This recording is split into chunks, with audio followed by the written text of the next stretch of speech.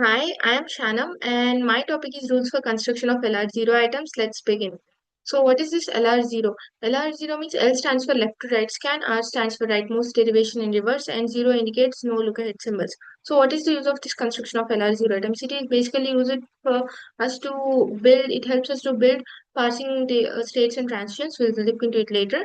So what is this LR0 item? LR0 item is simply a production with a dot. Here the dot indicates how much how much input string has been passed in. So here see we have an example. A produces XYZ.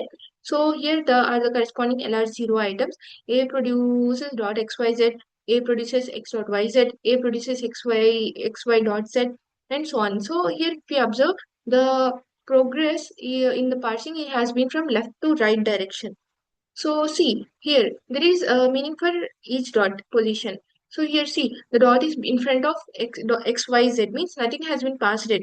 Here, when the dot moves beyond the x means only x has been passed and still y and z are remaining for the parsing purpose.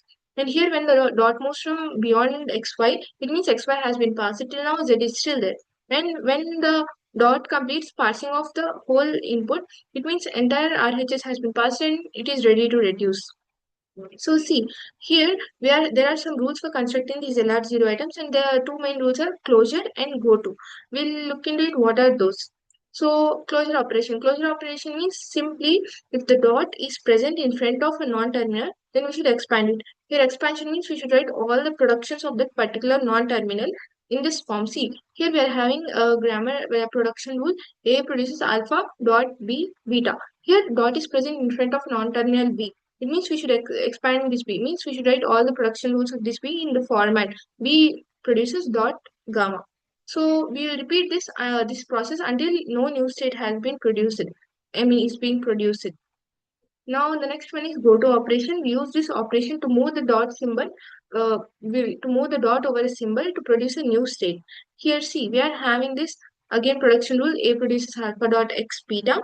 Then we are performing go to operation on the item I and on the non-terminal x. Then we are performing closure of it. Means here the dot moving from beyond x. The dot moving is beyond x. So this helps us producing new states. So here I have an example. I have taken a grammar like with the production rules. A produces BD and B produces small b. So we are writing it as an augmented grammar. A dash produces A produces BD, and B produces small b. So if here we are doing the first item, we are performing closure of A dash to produces dot A. So here see dot is present in front of the non-terminal A, which means I should expand this. I should write all the production rules of the T. So see here in the I naught I am writing A produces dot BD. Again here the dot is present in front of the non-terminal B. So I am again writing it as B produces dot B. So these are the transitions from for I naught. So while performing these transitions, I am getting new states here with the help of go to. See, I1 while performing go to of I naught in A, I am getting a new state I1.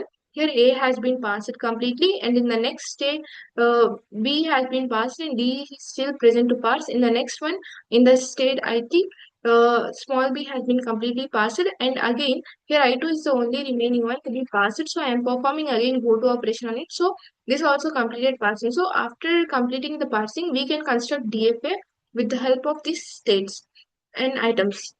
Thank you.